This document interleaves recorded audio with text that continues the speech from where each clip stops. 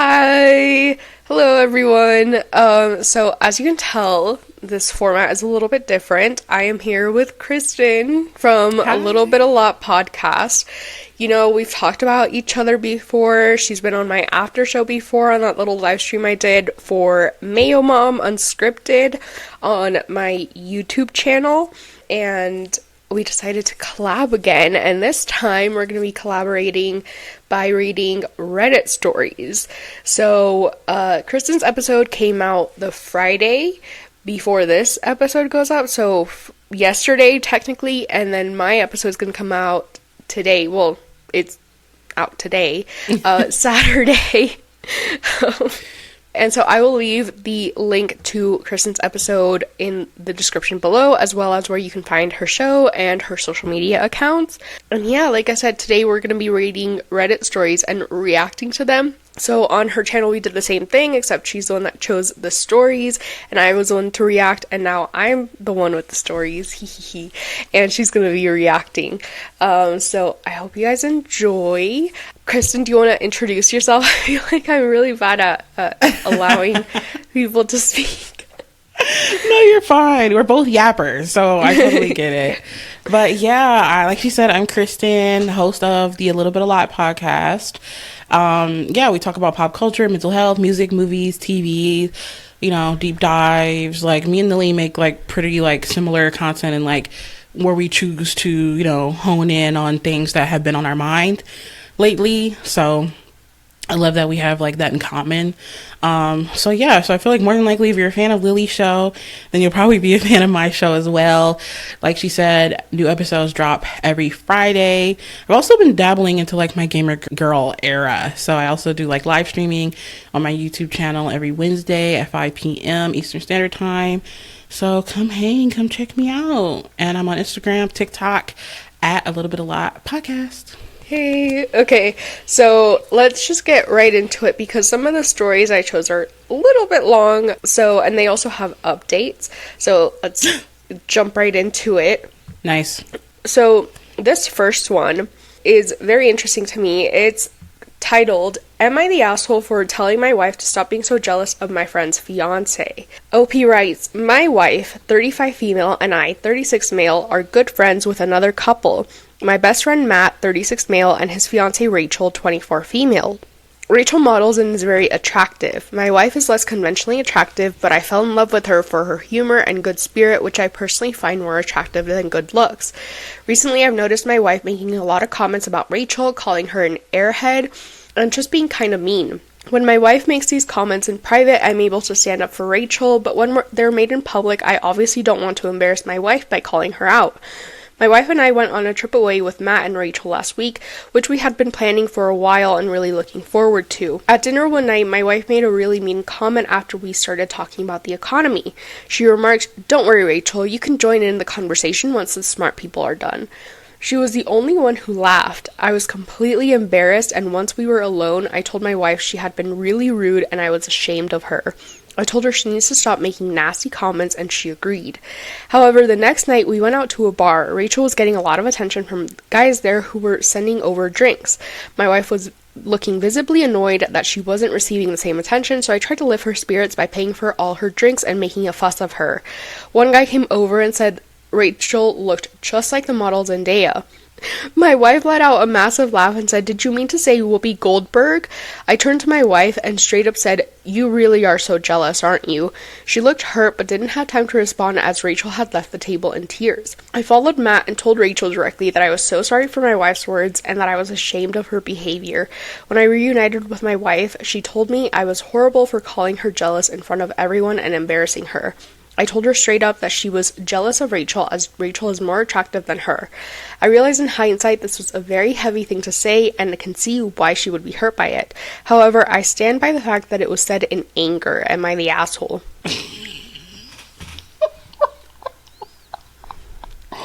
Oh my goodness. Okay.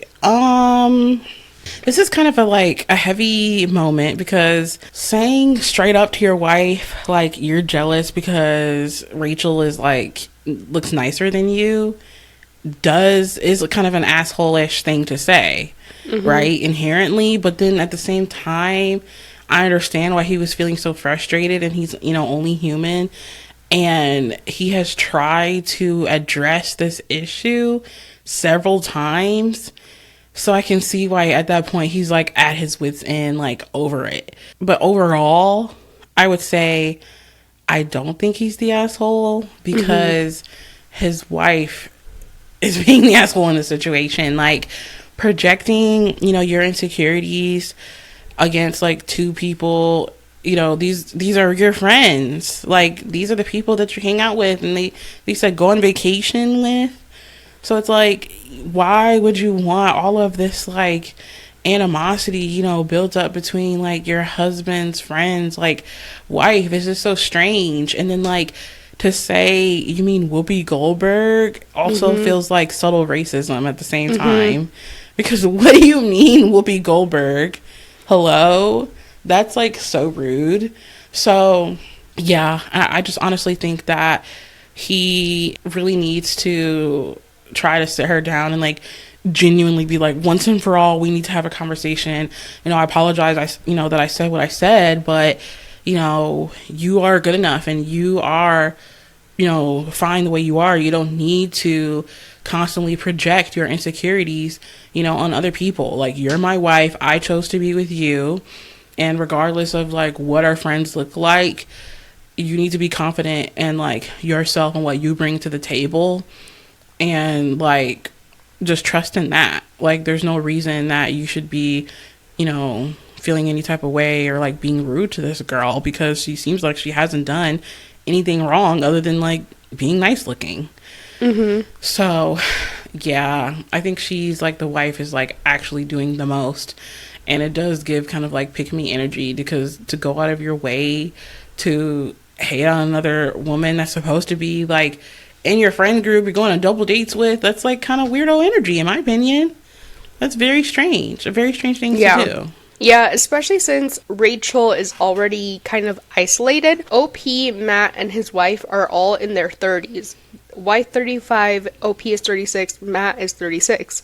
Rachel is 24. So that already is creating kind of like this power imbalance, kind of isolation, where if they're, discussing certain topics, maybe they're like a generation apart. Maybe OP and his wife are millennials, whereas Rachel is Gen Z. They have different life experiences. So when her fiance and OP and his wife are talking, she might not know some of the things that they're talking about, or some of the references that they might be making. So it already feels isolating. And then on top of that, to have this woman just be like, oh, you're like not even that smart. Like, you mean to say Whoopi Goldberg, like Zendaya? Are you joking? She doesn't look like Zendaya, right? It's like even more isolating. And it really, I mean, OP did stand up for her, but that was the first time that he stood up for her in public to where she could hear it. And she doesn't really know that OP has been standing up for her to his wife, because he's doing it in private, which you should do. You shouldn't try to humiliate your partner in public, especially with such like sensitive things, especially like insecurities. But still, I can only imagine feeling so like isolated, like Rachel is. Yeah, and like I forgot about the part where you said her making the comment, like her not being a smart type of energy. Like, that's so rude, and that is a good perspective to think about, like the age difference here, because I think that since there is an age gap, I can only imagine like being in her shoes, where you're like, okay, like I'm a little bit nervous. I'm dating an older guy, and I'm gonna be hanging out with his older friends. I hope they like me. And you're thinking that, oh, like maybe this, woman, his friend's wife can be like, a girl that I can key with and be friends with, and be someone that I can look up to, and like eventually even like be like a mentorship type of moment, because when you're that age, like having, older friends can be such a beneficial thing when they're not being like a weirdo. And it kind of gives me like energy where a lot of people online and like young millennials and Gen Zs are dealing with older women being jealous and weird, like especially in the workplace. It's bad, and it's like, ladies, if you're older, stop giving the young girls a hard time. Like, I know you know, may feel like it immediately makes you feel jealous and you're like, oh, look at her and all her youth and beauty, but they're human too. Okay. Like, we didn't ask to be, you know, in this situation, like to be this like younger othered person, whether it's in the friend group or in the workspace. So stop giving us a hard time and being, you know, kind and treating, you know, the people that are younger than you or in your friend group or in your workspace with like open arms and respect will go a long way. Like, don't be weird. Yeah, for sure. Yeah, and I've had older coworkers than me, and we talked about it in your episode, but I learned the hard way to not be friends with them. But part of the reason why I felt like they were my friends is because they were older than me, and, you know, they were moms, they had children, and they were constantly, you know, giving me advice and telling me, oh, Lily, by the way, if you ever come across this kind of man, don't be with him, right? And so I felt like I could be friends with him, but at the same time, the reason why it backfired on me is because they were jealous of my youth, is the only way that I can put it, you know, not to be like, ha, I was so much younger than them, but no, like, yeah, that's a real thing. It really, they sabotaged my, because I was a waitress, they sabotaged my tips because they felt like I shouldn't be getting more tables because I didn't have kids, I didn't have bills to pay, I didn't have responsibilities, and so they made sure that I wasn't getting as many tables as they were because they apparently had, you know, more responsibilities, more kids, whatever. And so it really was like an attack, like, against my youth. Attack sounds a bit like harsh, but whatever. It's such a universal experience, and it unfortunately perpetuates this cycle of, like, you get older, you become jealous of the younger girls, and so then you start being mean towards them, and then the younger girls start to learn, oh, when you get older, you get crankier, you get more hateful, and then when they get older, they have normalized that, and then they start to act cranky and hateful towards the younger generation, and so then it just becomes like this toxic cycle of just unhealed responses towards insecurities. Yeah, and it's just such a dangerous thing, an aspect to girlhood that I wish just wasn't a thing, because it's like, at the end of the day, no matter your, you know, child, teen, young adult, elder, girlhood is forever, you know what I mean? And you want to be able to have like that camaraderie and that safe space that no matter what age bracket you're talking to, we understand the girlhood, you know, pact. But not everybody wants to be on that type of time, and that's just so unfortunate, because I just don't think that, like, when older people are in that situation, they don't realize how, like, mutually beneficial this can be. Like, they think, oh, because the person is younger, that you can't learn anything from them and they can't teach you anything. But that's, like, quite the opposite, you know? Like, I can help you, you can help me, and this could be, you know, a good thing. But then they have to go and, like, be weird and ruin it. It's just so strange. And it's like you said, once you get into, you know, workplace politics and you do become a victim of these things, it's just so sad to see, because it's like, guys, let's be mature and let's grow up. Like, half of you literally have children that are the same age as me, you know, or a bit younger. Like, this is getting ridiculous. Like, I could be friends with your kids if it was really that serious and you want to act like that. It's just not fair. And it's like, for the OP's wife to just be on this type of time, it's just even more weird, because it's like, what is the issue? You're already married. Your man chose you. You are with him. You're going to these events to meet up with these people with your man. It's not like he's going out of his way to, like, go by himself and, oh, I'm just hanging out with her. Like, no, it's a double date situation, so there's no reason for you to feel like your position and your livelihood is being threatened, because she's there with her man too. So what's the problem? Yeah. And I'm trying to put myself in those shoes where if I went on, like, a double date with my partner, and this younger woman than me was getting all the attention, all the drinks, because, you know, she's conventionally attractive, she's a model. A guy even compared her to Zendaya, like, that's a really high compliment. Clearly she's very attractive, and I wasn't getting the same attention. And then my husband was like, oh no, babe, like, you're so gorgeous, you're so pretty, like, here, I'm gonna pay for all your drinks, and, like, making a fuss over me, and you know, paying attention to only me.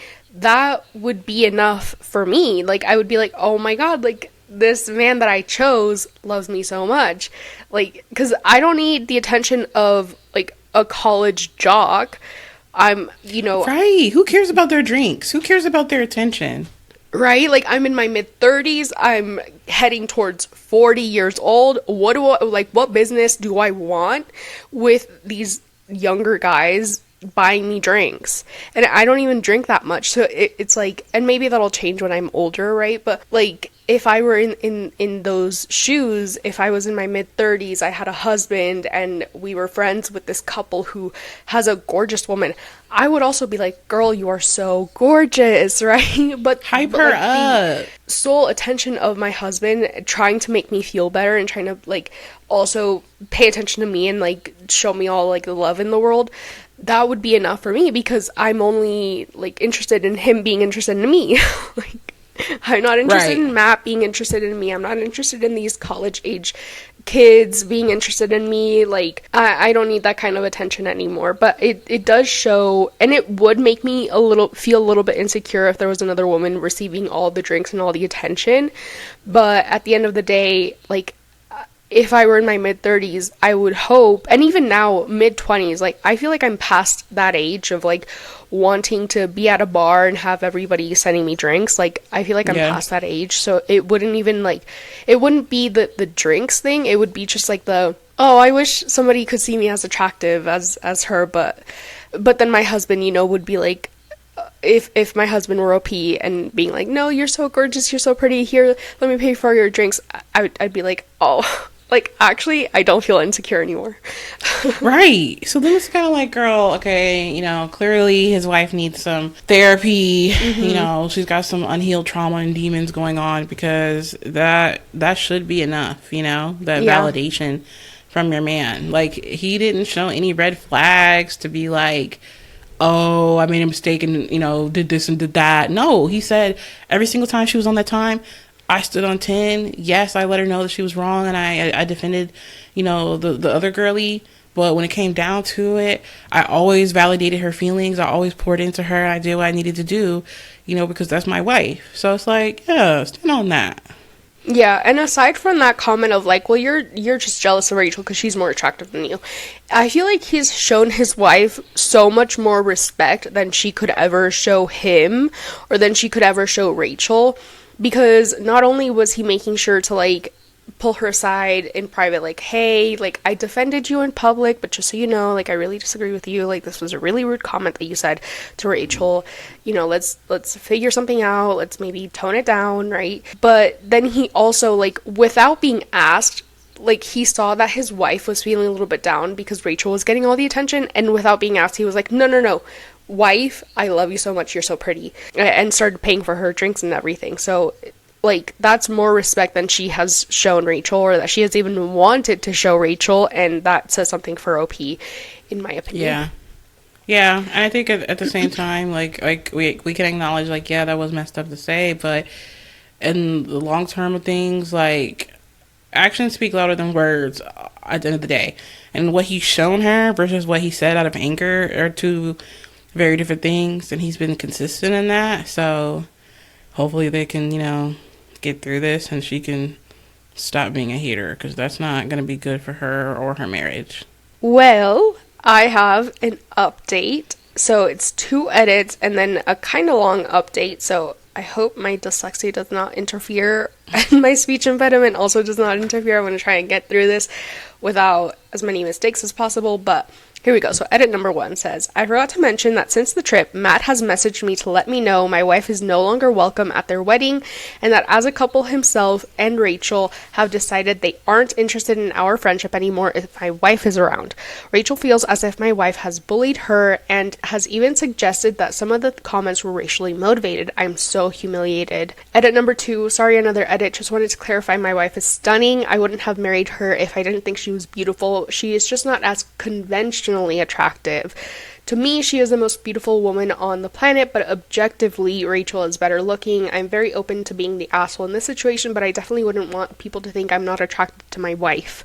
And yeah, there is a difference between being personally attracted to your partner versus someone being conventionally attractive. Like Victoria's Secret models, conventionally attractive, but they're not everybody's type, and everybody finds different people to be attracted to. So yeah, I can see why people were like, what do you mean your wife isn't attractive? But then I can also see OP being like, no, I just meant like Rachel is like conventionally attractive, like clearly, you know, she's like a model, right? But I personally find my wife super gorgeous and stunning. Right. Okay, update. Thanks for the feedback, guys. Just to add, although I didn't call out my wife in public, I regularly called her out in private after she would make comments. The reason we continue to hang out as a group is because my wife reassured me her and Rachel got on well and the comments were in good spirit. Matt would also continue to invite us out, so I didn't think it was too much of a problem. Also, in regards to the free drinks, Rachel accepted them for the table. We all shared the drinks and were joking around. The drinks were sent from the same two creepy guys, and it wasn't like the whole bar was buying Rachel drinks. Matt isn't insecure and would rather accept the free alcohol, haha. Also, my wife earns more than me, so we split costs 50-50 most of the time. I paid for her drinks this time to make her feel better. Before I update, I also want to make it clear that I don't have feelings for Rachel. I think she is a conventionally attractive girl and she is a model. I'm not even really friends with Rachel, as some of you pointed out. She's younger, so we don't have much in common. I also want to make it clear that my wife is conventionally attractive, also just less so than Rachel. Rachel is a model, my wife is not. That doesn't mean that I don't think my wife is more attractive than Rachel to me. I just mean objectively Rachel is better looking. I agree with the comments that both my wife and I were the assholes in the situation. My wife's behavior is unacceptable and mine was cruel and probably has done lasting damage to my wife's self-esteem. I don't think I'm the asshole for failing to call out my wife sooner. In my opinion, you should never publicly criticize your partner, so for me, telling her privately that the jokes were inappropriate was enough. I also want to point out my wife and I already have couples counseling and my wife individual therapy. When I initially made the comment that Rachel is more attractive than her, my wife was furious, and rightly so. She said that it was a cruel thing to say and that she wasn't jealous of Rachel, and insisted that the jokes were not offensive and everyone was just tiptoeing around the pretty girl. When we returned home from the trip and I received Matt's message, I let my wife know. At first she was hurt, but she eventually came around and said her behavior was inappropriate. She admitted that she is jealous of Rachel due to her looks and was embarrassed by her behavior. I also asked her if she felt as if I found Rachel more attractive than her, but she said she didn't think that it was just being... They made a typo, but essentially what they mean to say, she didn't think that OP thought that Rachel was more attractive. It was just difficult seeing a younger, prettier girl get treated way better than her, and she felt like second best. I think my wife noticed Rachel getting special treatment from other people and was jealous she didn't receive the same. My wife has sent an apology to Rachel, but I don't think the friendship is salvageable. I will still attend the wedding, but my wife won't be coming along even if she is reinvited. I think it's worth my wife having some therapy and I'll have to rethink things. This had definitely made me see things in a different light and I'm really disappointed. Thanks again, everyone, for the feedback. Wow. Okay. Well, I'm glad that she had some common sense to not keep gaslighting her way out of this and admitted that she was jealous and that she was wrong. I think that's all you can really do as the OP's wife in this situation. I'm gonna keep it real. I'm gonna keep it a bug. I was tripping. Mm-hmm. And it's interesting to know that she's in individual therapy on top of the couples. We're gonna need quite a few more sessions if she's actively still doing these things and acting this way. But hey, we're only human. You know, I got to give her her chance on having some accountability here. And I like that he also had, self-accountability as well. I know that, what I said was wrong as well. And I do think that the friend's wife is justified for feeling like she was, alienated and bullied and isolated from this woman. And it did feel racially charged because it was. And I think that their boundary setting with not hanging out with them anymore is justified. Uninviting her is justified. And I think that not trying to rekindle the friendship even after the OP's wife reached out and apologized is also justified. Just because you apologize doesn't mean that I have to then, reconcile, is that the right word, like the friendship? Rehash, reopen the friendship. I can accept your apology, but then keep it moving going forward. So, yeah, I think overall this was, the best outcome that we could get They're having accountability. Yeah, and some of the things that OP said here is kind of what we talked about, where Rachel is really isolated. Like, OP says Rachel is younger than me, like, we don't have much in common, so that, like, reinforces the like, when they're having conversations, Rachel feels left out because she doesn't really know the references and stuff. Like, even 10 years is a big difference. I'm not going to be able to relate to them through, like, their cartoons that they watch, because the cartoons that they watch were canceled by the time that I was born. So it's like, even that is just like, we can't relate to this, unfortunately. Right. And then also, what caught my attention was Matt would also continue to invite us out, so I didn't think it was too much of a problem. I would hope that if a woman 10 years older than me was making comments about how, oh, when the smart people are done talking, you can rejoin, that my fiance, who's also 10 years older than me, would be like, oh, what did you just say? Like, or, you know, pull OP aside and be like, you need to really, like, talk to your wife, because if this keeps on happening, we're not going to be going out with you guys anymore. Like, why is it on me, the youngest person in this group, to have to finally, like, straw that broke the camel's back and walk out after being told, Zendaya, you mean Whoopi Goldberg? Like, why did it take that for Matt to say anything, right? Because Matt is also mid-30s. He should be looking out for his fiance, especially after all the comments that OP's wife has made towards her. Like, he should be the one to initially be like, okay, this is not okay.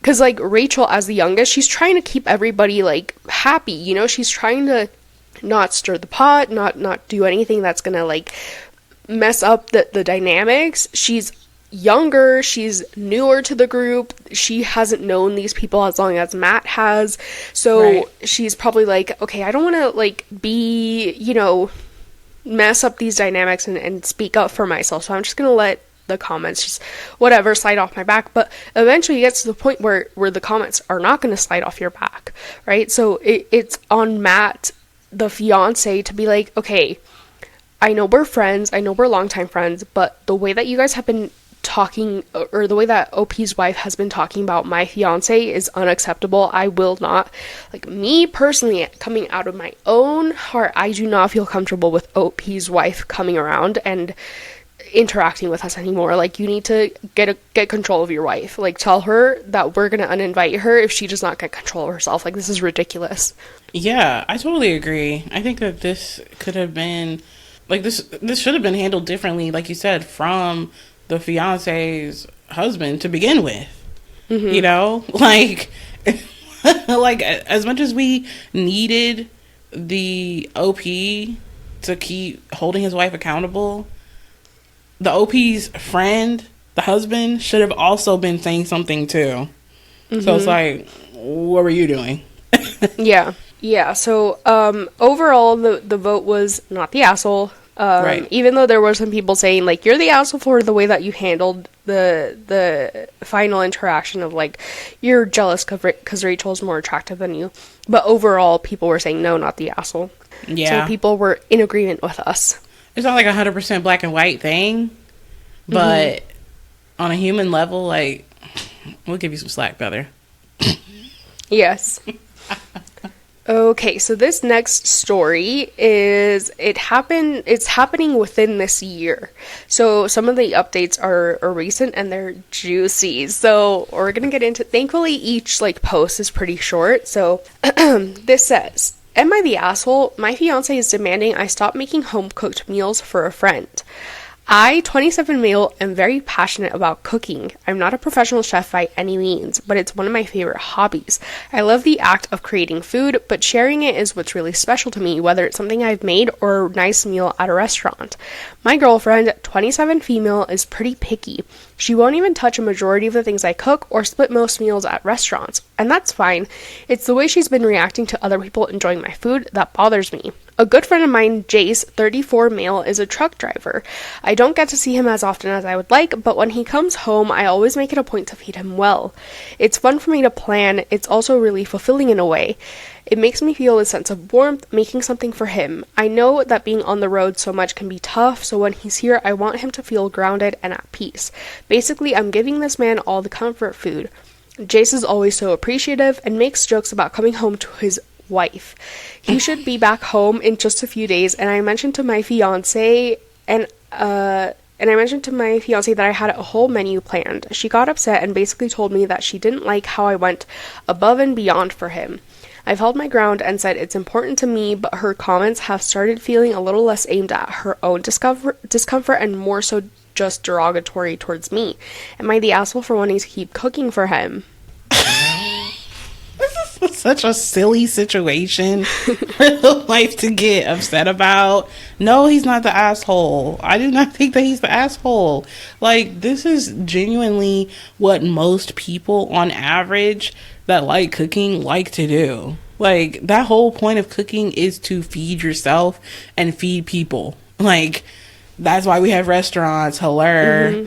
So it's just like so crazy to me that you're that bothered about what your husband is doing with the food that he's cooking. I can see if it's like, oh, I'm gonna be cooking for these ladies, and you know, like, oh, I'm putting written notes in it for them, and like, then it's getting borderline, okay, like, what's going on? But it's just for the bro.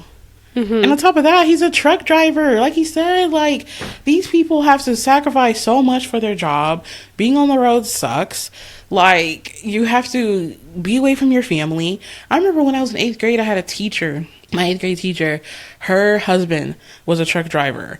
And her mood, depending on when her husband was away and how long he would be away versus when he was coming home, and when he was actively at home, would be like drastic. Like, I remember her constantly acknowledging it and being like, I'm in a bad mood because, you know, my husband's been gone for this long. And then, like, when he's home, she'd be happy.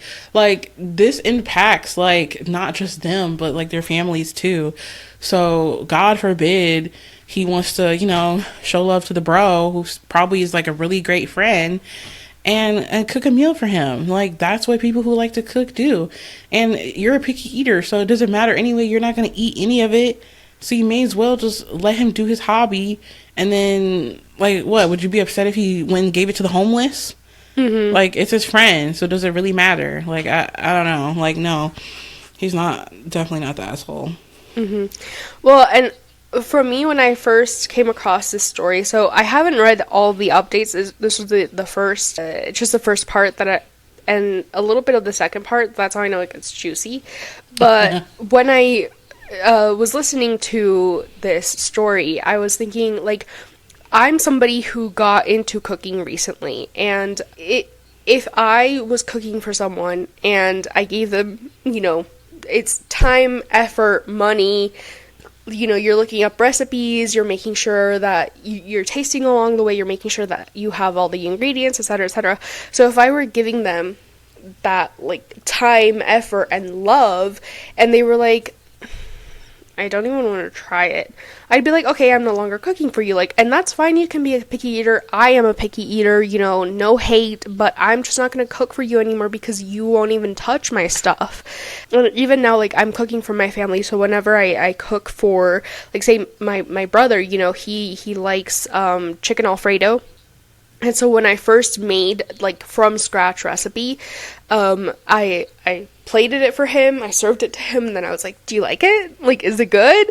And it wasn't anything, like, you know, weird. It was just, like, me, like, okay, I want feedback. Like, let me know if you like it. Let me know what I can tweak. Like, does it need more salt? Is it too much salt? Like, what is it? So that is something that I really enjoy. And that sounds like OP really enjoys that part too, getting to see people's reaction to the thing that you made with so much care, love, thought, you know, effort. And to have somebody say, I'm not even going to try this. Like, especially me personally, the reason why I made chicken Alfredo for my brother is because I knew that he liked it. It wasn't because I was just like trying stuff out for myself. It was because I knew that he liked it and I knew that he was going to eat it. So so I can imagine if OP and I are kind of on the same page, I can imagine OP being like, okay, well, my girlfriend likes to eat X, Y, and Z, so I'm going to try and make her X, Y, and Z. And then for the girlfriend to be like, no, I don't like this, like, I'm not going to eat this. That would feel hurtful, and I would look for other people to test my food out, but it doesn't mean it has to be romantic. It's just like, I just like the reaction that I get from people who enjoy my cooking, like, that's it. So yeah, it definitely feels like the girlfriend is a little bit weird, for sure. Yeah, it's just like some projecting like insecurities like going on right now, because it's not always a romantic thing when you're somebody that likes cooking like that. Like, that's just what they like to do. Okay, let's get into the update. So it says, my girlfriend and I are currently on a break. I don't think I consciously realized it, but some part of me must have known how close we were to a breaking point. Otherwise, I don't think I would have written or posted my original question. I was making chicken breast for Jace on Friday. Whenever he gets back from a job, he'll go home and crash for a few hours. I like to time things so his meal is hot and ready when he wakes up. I had left the kitchen while it was cooking, and the oven was off when I came back. I asked my fiance if she had done it, and she said yes. This resulted in easily the worst fight we've had. I ended up asking for the engagement ring back. This goes beyond me feeling unappreciated. This is her actively undermining something I'm passionate about. It feels like contempt. This is supposed to be a temporary break, but I really don't feel any sadness over not having seen or talked to her the past few days. I don't know where to go from here. A very big part of me just wants to be done. Whoa. Yeah. If your gut is telling you that you're over it, then you need to just be over it. There's no point of fighting for something that you aren't being, understood or even, treated well. Like, just leave. Because her, like, trying to sabotage the meal, like, you had no reason to go in there and go turn the oven off. Like, for what? Especially since it's chicken. Chicken needs to be fully cooked through, because if you turn the oven off and the chicken hasn't reached the 165 degrees, then salmonella and bacteria starts to build, and you cannot turn the oven back on because the bacteria has gotten used to the temperature and it has grown more. So it's going to take even longer for the bacteria to be cooked out, and that just, at that point, you just scrap the chicken and you start over. Right. So you're trying to sabotage the entire meal at that point. That's just so mean. Here's what's interesting, though. So you and I are in agreement and on the same page that OP does not have any romantic feelings for his friend Jace, and that he is just doing what any good friend would do. And, like I said, it doesn't have to be anything romantic.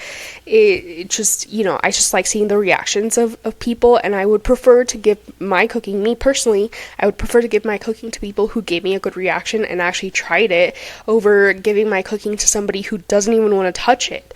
Right. But people in the comments tell me have been speculating that OP actually does have feelings for his friend. So, his next post says, PSA, I don't want to fuck my friend. And I never said I wanted to. Why is a site full of people who want to back others into corners and make up bizarre lies? I don't understand. And somebody replies, because you write about him like he's your one true love. Okay. It's like, what? How does me being excited about cooking for my friend mean I'm writing about him like he's my one true love? I don't think that anything he did gave he's writing about him like his one true love. Mm-hmm. But even if he was, what would be the big deal about that? But still, because it's like, okay, are y'all being homophobic or what? Because what's the tea? But what? Like, unless I state, then y'all don't need to be reaching. Unless I said that's what it is, then why are we jumping to conclusions? And I just don't understand. Like, this, in my mind, if he stated, okay, that's what it is, then that's what it is. And then on top of that, chefs, like, and especially when it comes to cooking for people you care about, that's common sense. Okay, I know your schedule. I want you to try my food. Usually they want you to try it when it's at its best. Like, if you go on Master Chef, they're not going to be like, oh, let's wait like 2 hours and then we'll try it. You want it to be fresh and hot when they try the food. Like, I don't see how that's like one true love energy. I think that's just like a common chef thing. Like, cook. Yeah, and I feel like people are getting this mixed kind of message, because cooking a big meal for a guy who's returning from being so long away from home, it does seem a little bit romantic. Like, if it was a woman that was cooking for a guy who had been so long on the road and then had just come back, I feel like people would be making the same thing, like, oh my god, OP, you have to get with him. So I'm looking through the comments of the first post, and it looks like it started out as a joke. It looks like people were saying, like, this one comment says, she's jealous of the pro-mance, especially as she doesn't share in love of food and you're cooking like he does. Not the asshole tough cookies for your girlfriend. And then somebody replies back being serious, right? Obviously that comment was a little bit jokey joke, but somebody replies being serious and says, honestly, the way he writes about it though, I get bi vibes, which isn't a bad thing at all, but could be why the girlfriend is feeling insecure. Maybe her instincts aren't off. Yeah. But I think at the end of the day, it's just kind of unfair. It's kind of unfair to put that onto him. If he says it's just for my friend and that's just that, then she should be okay with that. And I just don't think that anything else he's doing is enough to give like, oh, you're gonna leave me for this man. Yeah, and I'm speaking as somebody who was a directioner and who fell into the Larry Stylinson ship.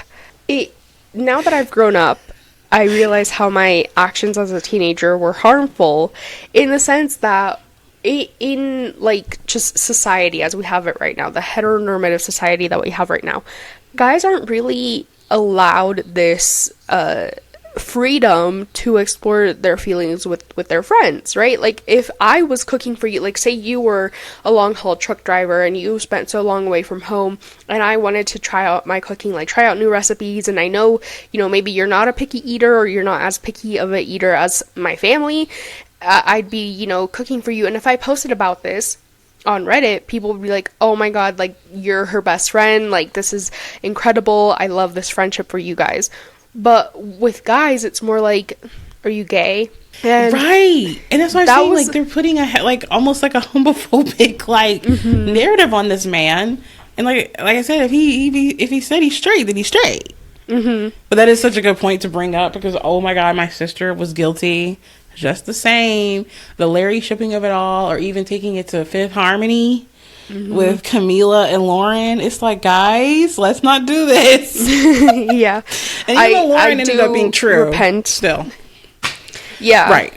Yeah, I think we're admitting now that we're adults, that can be harmful. Of pushing that narrative on men, with, like you said, not allowing them to have those same type of interactions with their friends that would be looked at as okay if we were girls is kind of crazy.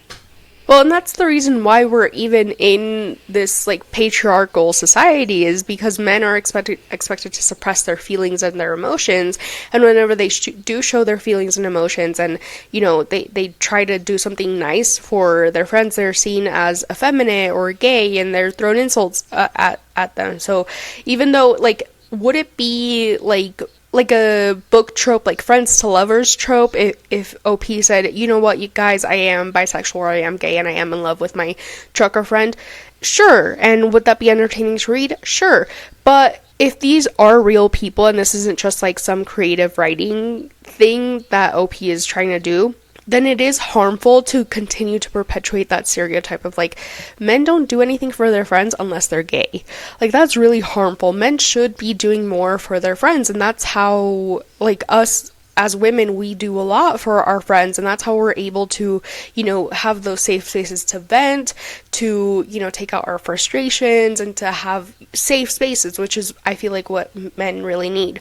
But anyway, here is the final update made. Oh my god, there's more? Ago. Oh yes. god. This one says, just wanted to drop some final reflections as we enter the new year. Thankfully, I'm in a totally different place now than I was just midway through 2025. Leaving my previous relationship was one of the best decisions I've ever made. No longer being with someone who actively disliked my personality at best and had contempt for me at worst feels like a weight lifted off my shoulders. The holidays were always difficult since I loved cooking for my family, and my ex would usually complain that it wasn't something she would eat. This year was peaceful. The company Jace works for tries to get all their men home by Christmas. He then used his PTO he saved up to stay home through the new year. I got 2 very happy Christmases with my family and his. I got to spend time with his mother again, who I adore. Then we had a pretty quiet New Year's Eve together. It feels good to have my self-esteem back, to not be with someone who tears me down. Truthfully, that relationship just felt like character development to get here to a much happier and calmer 2026. I appreciate the people who gave me genuine advice and didn't try to paint my past actions as malicious, since they never were. Yeah, I don't think that there's anything wrong. Like, this is, like, extremely common. Like, just like the girlies hang and, oh, I know your family, you know my family sometimes. It's the same thing for the bros. Like, my boyfriend has been hung out with his friend and been around, like, and hung out with his friend's mom because he lived at home with his mom. Like, that's normal, male or female, period. Like, you have friends. Sometimes you hang out with your friend's family. Like, that just is what it is. And that doesn't mean that, you know, the bi agenda needs to be pushed on this man. Like, guys can have friends. Yeah. And I really love this outcome. Like, the fact that he is finally able to, like, have peace without having that negative energy of her around is, like, so nice, because it can feel, like, extremely, like, suffocating when this is something that, like he said, is his passion. And you have, like, an op around you, like, 24/7. It's like, girl, I don't need the negativity. I'm just trying to do what makes me happy. So I love that he's, you know, doing better now. It's such a great ending. Yeah. What's pissing me off is that some of the comments are still, like, this one says, right, I hope he realizes his feelings for Jace and that they are reciprocated. And then somebody else says, quotes the OP, then we had a pretty quiet New Year's Eve together. And then that person says, out of curiosity, who is we? Your 2 families? Like, almost like implying that Jace and OP had, like, a quiet, romantic New Year's Eve together. And my thing is, like, even if OP did have feelings for Jace, that's his business. And sure, it may be fun to, like, read into some of these things and try and speculate, especially if you don't know if this is actually, like, a real person or if this is, like, creative writing. But at the same time, it still perpetuates that same thing of, like, well, why can't men, like, spend time, like, as friends with each other's families? Or spend the holidays together when we're literally friends. Friends spend the holiday with each other. Like, that is a thing. Especially after such a hard breakup. Like, and so I understand that OP, when OP said that Jace took PTO to stay until New Year's Eve, it kind of does, I can see how it can sound like he's saying, like, Jace took time off to spend New Year's Eve with me. But it could also be that Jace took time off to spend New Year's Eve with everyone, his family included. So it doesn't have to mean that there's anything romantic going on. And if there is something romantic going on, I think OP should have the space to explore those feelings and not have to constantly feel like he has to defend himself against those comments, because often that can be really hurtful towards a queer person's, like, development and exploration of their feelings, of, like, people telling them, you know, ooh, like, you're gay, like, oh my god, like, why won't you admit it? And that, those kinds of, almost like when you're in elementary school and your friends are like, oh my gosh, you have a crush on him, and you're telling your friends, no, like, I don't have a crush on him, and so then it puts you even more in denial of, like, your crush or whatever it may be. So even if these commenters do mean well, it still can be hurtful towards OP. Yeah, I agree. I think that the people are being, like, extremely problematic with their responses in this, and I don't think that sexual orientation needs to be brought up in any way, shape, or form. If they're coming on here to talk about what they're talking about, then we need to stick to the topic. Okay, And like OP's fiance was still like rude. Like, what do you mean you guys were spending Christmases together and Christmases were hard for you because your girlfriend or fiance or whatever she was didn't even want to like try your food? Like, and it's like I said, when you're cooking for someone, you're taking their considerations, like you're taking their taste into consideration. So it's not like you're just making food that you're gonna eat. Sometimes I make food for my family that I know I'm not gonna touch, I'm not gonna eat, you know, because I'm a picky eater, but I still make it for them because I love them and I want to, you know, not only practice but also have them like eat my food and have that be like my love language towards them. I agree with what you said though, because like you said, the love language, that's what I was going to bring up too. Like, this is sometimes like bigger. I think the girlfriend didn't realize the magnitude of what can happen, like with people who cook or just anyone who has a hobby that they're passionate about. This can then become your love language. So you know, it's important that you try to like meet your partner where they're at least, you know, try. But it seemed like she didn't even give any effort. Yeah. And it just sucks that he felt like he, you know, couldn't be himself and enjoy, you know, the holidays of cooking, you know, for his family with her around. And I didn't think that him mentioning the friend taking PTO, my first assumption was not, oh, he took it for him. It's just he said it matter-of-factly. He had PTO time. Okay, so then I made him food and we hung out. Like, why does it have to be this, like, bigger, deeper thing, guys? Yeah. And so, yeah, it is frustrating for me to go into the comments and see everybody saying, ooh, he has a crush on Jace, instead of, like, pointing out, like, your girlfriend / fiance really fucking sucks. Like, she's the worst. Because, like, also, like, she turned the oven off. Like, she was so, like, it just sounds like she's so rude. Yeah. And she doesn't even like have any considerations towards him. Right. That was like really rude to do. Turning off the oven is crazy. Like, no matter who he's cooking it for, like, it's his stuff. It's his meal. Like, that's just so strange. That's almost like if he were doing anything else, like if he were drawing, she may as well have just picked up a pencil and scribbled all over his sketch. Like, that's like the same level of like action that she did against him, and that's just not okay. Yeah. So I want to end this particular story off with advice for fellow picky eaters.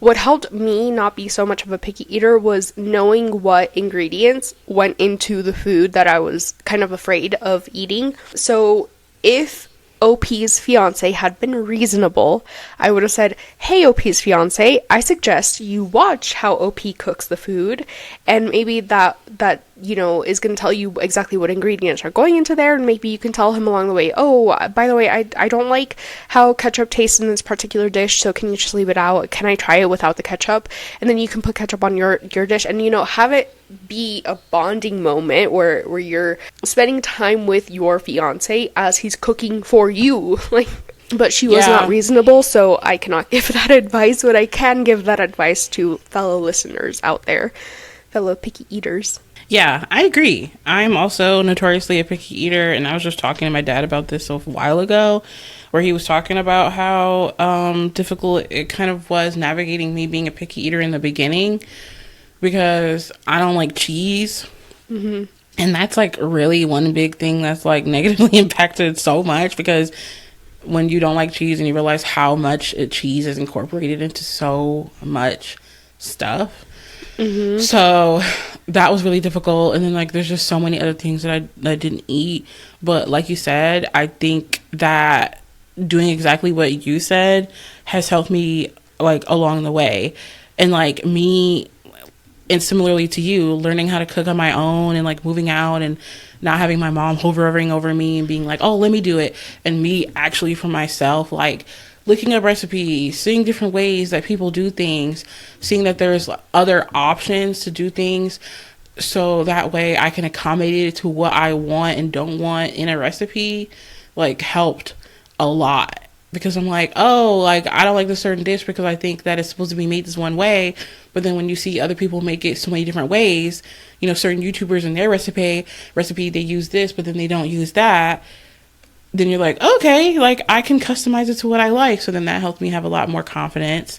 And then being able to like make it myself, I can have control over what's in it, what's not, how long I'm cooking it, how long I'm, whatever. Like that autonomy, like definitely gave me more confidence in like trying more stuff too. And then just also trusting in my partner. Like he has a good idea of like what he thinks I would like and wouldn't like. And so if it's something that's new that he thinks I would like, I've just learned to like really try to trust him more and give it a shot and like have a time he's right. And then if it's something that he thinks like, no, I don't think you'll, then I'm like, okay, great, I'll stay away from that. Yeah. So I think that she really missed out on an opportunity to like lean into him, to be able to have the bonding time, like you said, to actually see for herself what's going on, give recommendations on what she wants, what she doesn't want, and also just trying to learn to just trust her partner's judgment. Like if he's cooking for you, he more than likely is not going to throw anything in there or do anything that he knows that you would not like. So give it a chance. Yeah. Okay, for this last story, I'm going to give you an option. So we have a story from 6 years ago titled, Would I Be the Asshole for Telling My Sister About Her Husband's Creepy as Fuck Novel About Me? Or option number 2 is from 2 years ago. It's titled, I fell in love with my married neighbor and then I babysat his kids. Now I'm questioning my feelings. Oh my God. Okay, the first one seems like absolutely crazy, so I really kind of want to dive into that. Okay, so it says, would I be the asshole for telling my sister about her husband's creepy as fuck novel about me? Hi, made a new throwaway account to post this because I am wildly conflicted right now. Backstory, my sister, 4 years younger than me, and her husband have been married about 2 years, together for 5. Brother-in-law and I dated during high school and it ended under circumstances that were not ideal. Brother-in-law and I have not gotten along since he and his sister got together. My sister essentially believes I'm jealous of her for marrying my one who got away. He is not that. So our relationship has also suffered as a result. This whole situation is already fucked up, and yes, I'm pretty sure it's putting my therapist's kids through college, but that's not the problem right now. Recently, brother-in-law has begun reaching out to me more frequently. I've been very cautious, but after talking it over with people in my own life, chose to be more friendly toward him as part of an attempt at repairing certain aspects of my relationship with the entire family. Last week, brother-in-law asked if I would read a book he had written, with the underlying implication that I would help him career-wise with his aspirations as a writer. Out of politeness and curiosity, I said sure, thinking I would perhaps get a good laugh out of it and a story to tell my publishing friends. The book is about us. I don't know how else to put it. It's a domestic thriller, so think Gone Girl, You, etc., about a man who realizes he has married the wrong sister and becomes obsessed with his sister-in-law. It's one of the weirdest things I have ever seen. It doesn't exactly read like a manifesto, more like something you'd see on r/men writing women, but aspects of the story were deeply unsettling to me personally, touching on things that happened to me in high school and later. And I don't understand why he would give this to me to read unless he wanted to either creep me out or, as in the story, he intends to leave my sister and wanted to see if this would, Jesus, it's too weird for me to say, open a door with me? Here's how I'm conflicted. People have always used art as a form of cathartic healing. If a stranger handed me this book, I would say, not my taste, and move on. That said, this is my sister's husband, and I found certain elements so skin-crawlingly uncomfortable that I almost didn't finish it. That also said, this is my sister's husband, and I am afraid, based on the past, that if I tell her about this, she will flip out on me and not him. And or if she confronts him, he will also just lie about the whole thing. And on the off chance that it's more than just a tasteless catharsis, I don't want my sister to get turned into a skin suit. There are no skin suits, but you get it.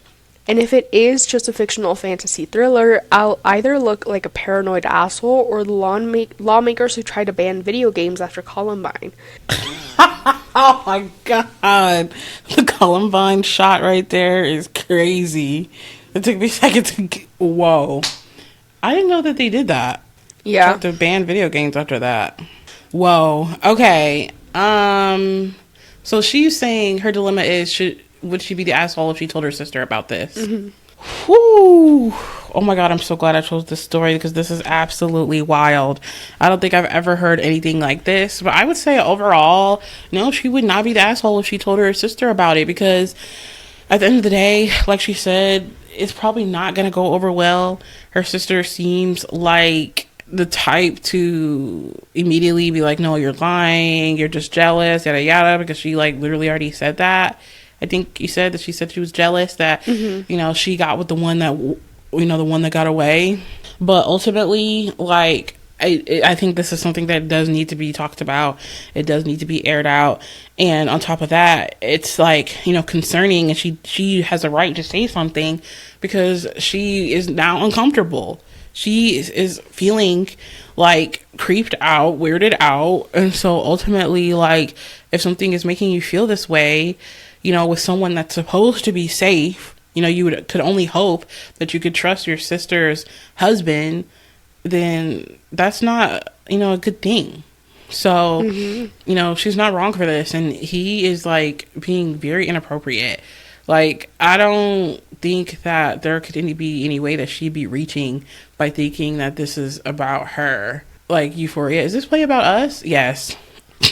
Like, heavy on yes. And it's just crazy because it's like, what do you mean you're writing a novel about you choosing the wrong sister? Like, this is not Bridgerton Anthony season. This is real life. Okay.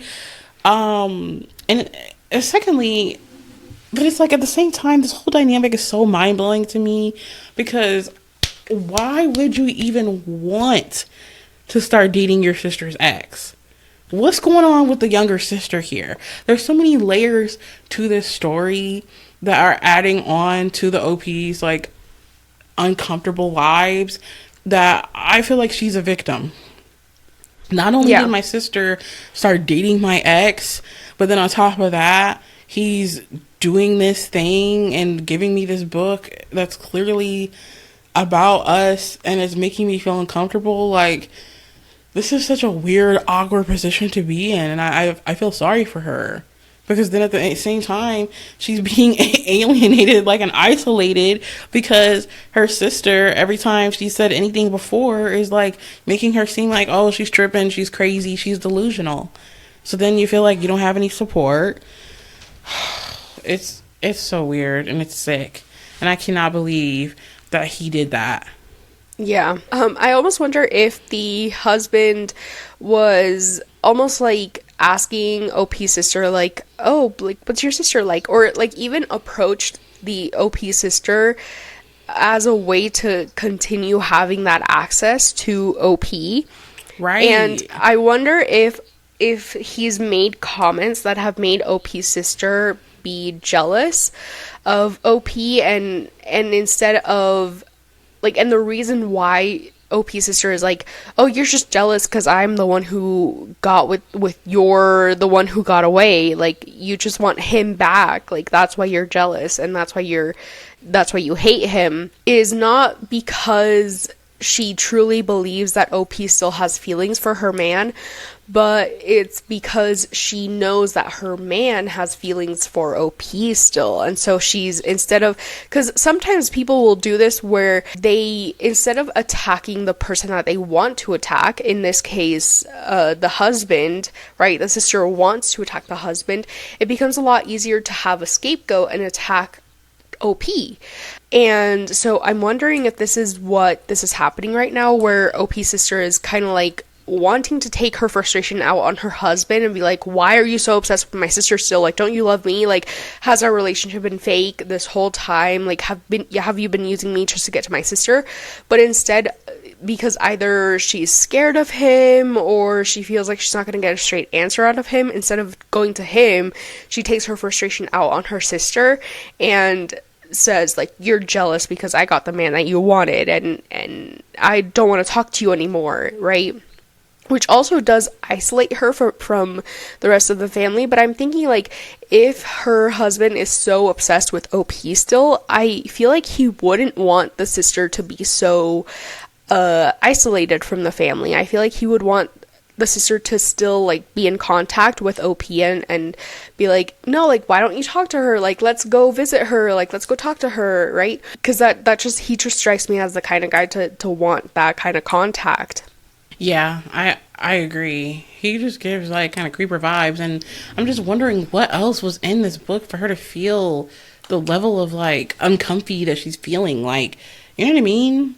Like, because it feels like, what did she say? Something about, like, her sister to be skinned or something? Like, now are you feeling like this man could, like, physically harm you or your sister? Like, does he need a psych eval? Like, is he, harm to society? Like, what other kind of things did he write in this little book? So it just gives, like, okay, what level of, like, creeper is he giving? But yeah, I just think that it's just so strange because, yeah, like, you say, like, okay, why would the sister ever even feel comfortable with even dating her sister's, ex?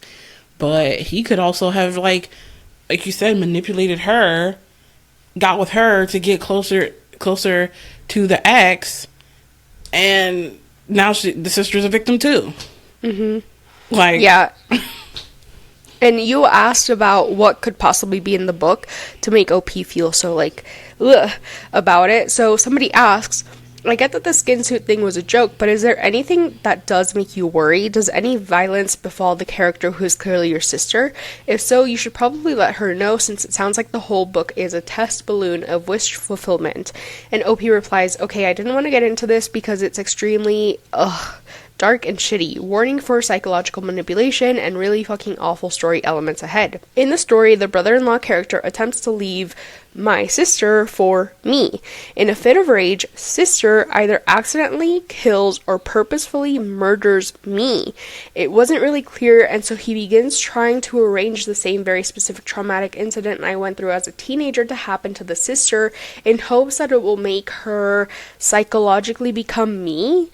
It's psychological torture porn, basically. It's fucking creepy, not least because it's written from a completely uncritical point of view without much room for interpretation. The psycho is the hero, and in the end, he succeeds. It's pretty dark and was unbelievably unsettling to read. Do I think this is something he would do in real life? I mean, unlikely. The whole plot is preposterous. It's Lifetime movie quality if the Lifetime movie were written and directed by Ramsay Bolton.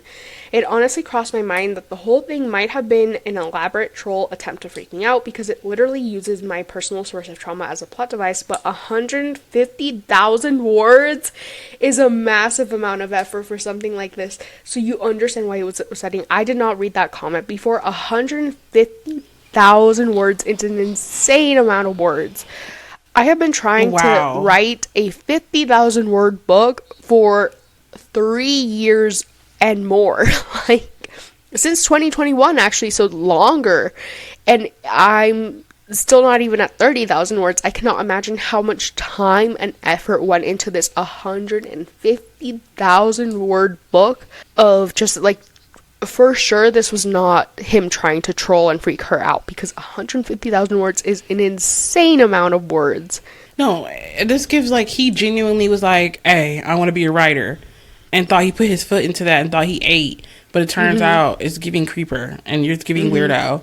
Like, oh my goodness. And then, like, I can just see why she feels so deeply unsettled, using a major point of my genuine real life trauma for the plot, doing it just for the plot, is sick and weird and inconsiderate. And, like, something needs to be done about this. Either we can square up, or I'm going to tell my sister. Actually, no, matter of fact, we can still square up, and I'm going to tell my sister. Just for the fact that you just tried to trigger me. Because why would you give me a book with my own trauma in it? Like, now I feel like you want to fight. Yeah. And so, like, this whole comment, like, OP said, like, I don't think he would do something like this in real life, but he's already kind of doing it, if you think about it. Not, like, because you're doing IRL psychological manipulation, giving me this book. Right? In the story, she says, brother-in-law attempts to leave sister for me, and then sister tries to kill me. So it's not like he's the one that's going to kill OP.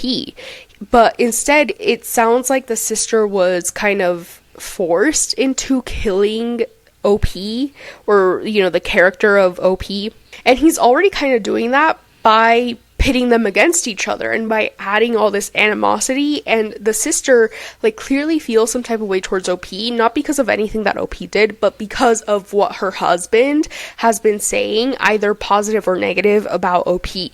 So it's like clearly he's already trying to play on those tropes and trying to get them to, and so I kind of am eating my words right now, and I take back what I said before of like it wouldn't be beneficial for him to separate the two sisters. Maybe that is what he wants in an attempt to get this story to play out. Like this is somebody that you have to be really, really careful around, because 150,000 words, like I said, I have been trying to write a 50,000 word book for 5 years. It has not happened. 150,000 words would probably take me 10 years. So this is something that where he had to sit his ass down anytime he had free time and just type away on the computer and try and like add all these plot elements and plot devices and like outline and like proofread and all this. Like, it is time consuming. So this is not something that you should just dismiss as like, I don't really think he's gonna do it. Like, me personally, I think he's already doing it, and this is something that's really, really scary. Yeah, the feeling that I feel that I'm not even the victim in this situation is like I'm feeling uncomfortable for her, for the sisters, you know? Is the man in my window right now? Like, that's how I feel. Right. You know? Because it literally gives like this just feels too similar to so many of the murder mysteries and like true crime documentaries that you hear. When a man is showing you an inkling of crazy, you might want to believe him. So if he has a moment where he, like you said, he went out of his way and one time he gave you a 150,000 word book and said, ha, just for giggles, and there was extremely unsettling, strange things in it, then you might want to believe that he is capable of actually doing extremely unsettling and strange things.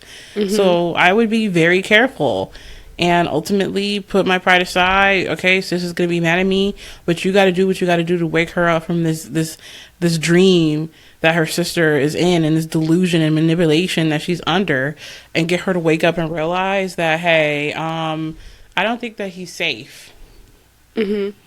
Yeah, and also I get that OP wants to like recover her relationship, because it sounds like her family is also like on the sister side, and it sounds like the entire family has negative feelings towards OP based on whatever the sister or her husband might have been telling the family.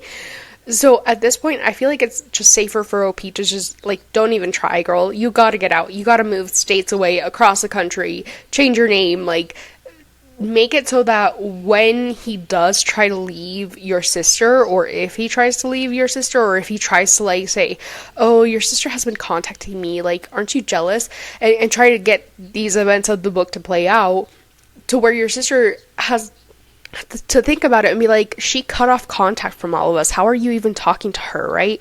Like, let me see your phone. Like, do you have her phone number? Like, I don't have her phone. Like, make it so that it's harder for him to reasonably say, like, your sister is contacting me.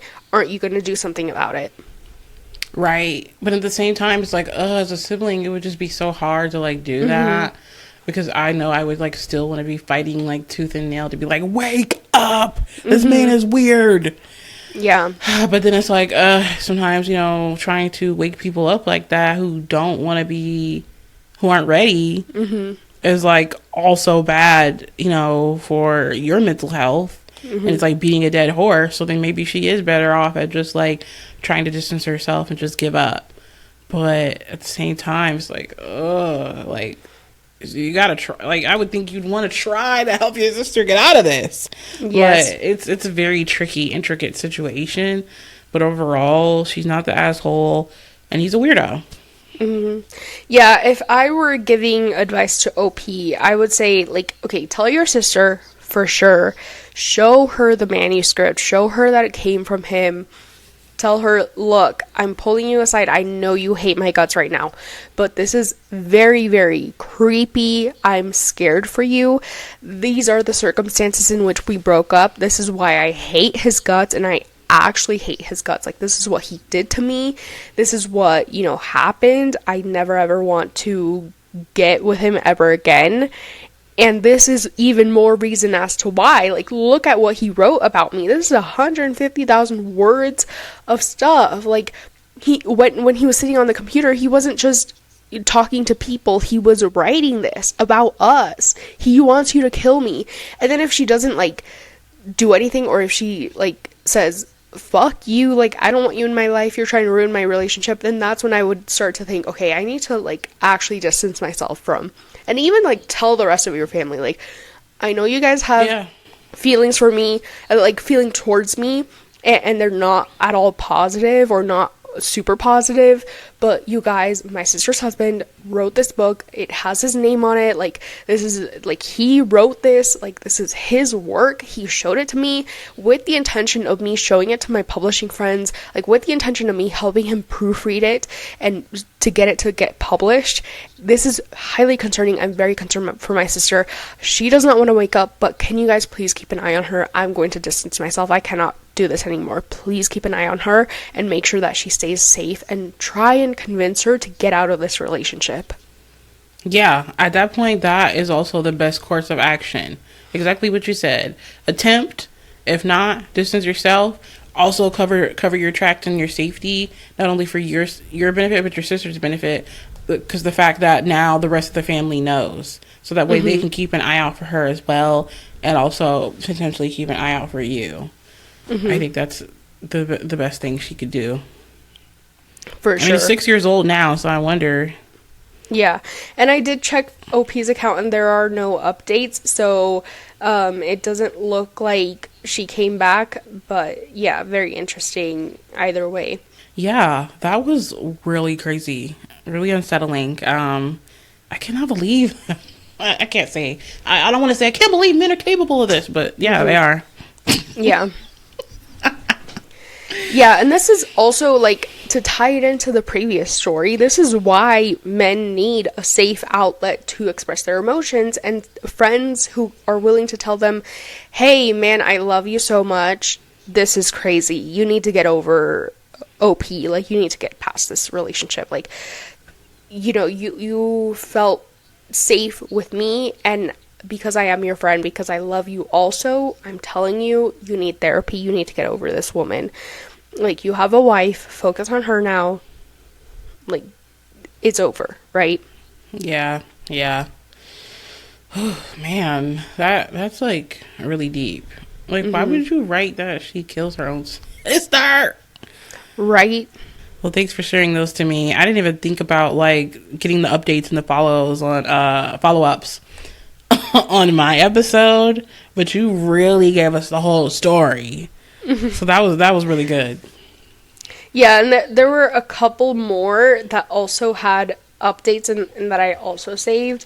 Like, there was one that I was really interested in reading, and it says, am I overreacting after I found out my boyfriend's online friend group I became part of 2 years ago has just been him the whole time?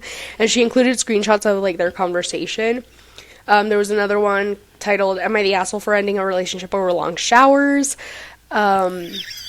So, yeah. Am I the asshole for telling my wife that I will lose respect for her if she doesn't apologize? That one is I've listened to, because, you know, I don't know if you come across Scaling Stories on TikTok. He posted this story. It's basically, he does Minecraft parkour videos, and then it used to be an AI voice read over, but now he's doing his own voice. Okay, yeah. Yeah, and he includes, like, all the updates, comments, and everything, and so, when I am, like, getting ready, I put on Scaling Stories on TikTok, and I just listen to it in the background. But he read this whole story, and the wife is batshit insane. Like, she is crazy. Like, I feel she was not ready to be a mother if she's acting this way. Oh my gosh. See, yeah, I have seen those TikToks, and those are so good. Like, I've seen a couple ones, like, with Fortnite as well, and hearing the Reddit story, and I'm the same. I listen to them while I'm working. But Reddit stories are just so, I feel like a lot of people are sleeping on them. Yeah. Because, man, you'll get some tea in there. Yeah. Yeah, and this, like, I also wanted to read some comments, and I only read a couple of comments, but sometimes the comments, like, catch on to things that we don't even catch on to. Like the story about cooking, like people were apparently catching on to some more like homoerotic vibes, and I personally did not feel that way. Like, I can see why people would feel that way, because it is a labor of love to cook for somebody, and for OP to be like he's coming back home, I'm cooking for him, it does sound like a lonely like housewife waiting for her husband to come home from the military so that she can cook for him and like spend time with him. And for sure, it does sound like that, but also like it is harmful to perpetuate that stereotype that men only care about their friends when they're gay. Like, only gay men are allowed to care for their friends' emotions, when it's like, no, those kinds of friendships are so beneficial to everyone. Like, everybody should have a friend like that regardless of gender. Yeah. And it's like, even then, like, he could be like the friend that's like also going to help him to the point where, okay, then he has the confidence to start his own restaurant. Okay, yeah, my friend used to, try my recipes, and now I'm ready to do this. Mm-hmm. Like, oh my goodness. It's just like putting so many limitations on what, straight male friendships can look like, for sure. Mm-hmm. Yeah. And I think even if most of them are fake, I feel like most of them are somewhat fake, if not all fake. But even if they were all fake, it still is, like, when I get my partner, I'm gonna sit him down and like listen to 2 hot takes together, and we're gonna discuss our emotions. We're gonna pause the podcast, and we're gonna be like, okay, so what did you think of this story? Well, I thought of this story like this and this and this, right? And then that way we can have those conversations, because sometimes some of these stories are touching on things that you would never even think to ask your partner, and so it does become like a conversation point of like, okay, so this person said this crazy stuff, right? Like, do you agree? And then if your partner's like, no, I don't agree, I think this person is in the right, that's like a conversation. Oh, like, why do you think this person is in the right? Yeah. So it's interesting either way. Yeah, you're right. That is a good way to look at it, where it can really kind of tell you like where you align and don't align with someone on things, especially in a partnership. Mm-hmm. And I just never really realized until I started watching, those podcasts where people, react to these Reddit stories, like you said, how beneficial it can be. Because even when people are reading like novels that we know aren't real, people have book clubs and they talk about mm-hmm. stories that are fake. So even if like you said, this is fake too, either way, it's some type of like media that we're consuming that can be thought-provoking, like regardless if it's real or not. So you're right, like it still is a moment, a good reflection moment, just like on a humanity level, to be like, mm-hmm. how are we feeling about this? And I think that's what makes, like videos like we're doing now, podcast episodes like we're doing now, like so interesting, because mm-hmm. there's just so many different ways that you can look at these situations, like fake or not. So yeah. I agree. Yeah. And speaking of, I'm really interested in what you guys, our listeners, have to say. So make sure you go check out Kristen's video and also comment on her stories, or also pretty juicy. And I think you guys are going to have a lot of opinions about them, but let us know what you think of the stories and the conclusions that you came to, and what lessons you took from them, if you learned any lessons. And yeah, Kristen, where can people find you? Yes, like I said, you can find me on Instagram, TikTok, at A Little Bit A Lot Podcast, same thing as YouTube. I also do like, creative things outside of podcasting, like adult coloring and, mm-hmm. Blind boxes, all those cutesy things. So you can find me there on YouTube, TikTok, Instagram, at Coloring with Kristen as well. So thank you so much for having me, Lily. It's always a blast with you. Thank you. And thank you so much we've been recording for like a little over 2 hours, so thank you so much. I know you're 2 hours ahead of me, so it's getting pretty late for you, so I really appreciate you taking the time out of after your busy work day to record this with me. And yeah, I appreciate you. So. Yes. No problem. It's always so much fun. Yes. All right, well, I'm going to go ahead and end this podcast here. Thank you so much for watching. As always, check the links in the description. I think I'm also going to link the Reddit stories below so that you guys can also read the comments and like any other updates that the OPs might have made. And so, yeah, check out the links in the description because Kristen's podcast and social media pages will also be there. And yeah, I will see you guys next week. Bye. Bye.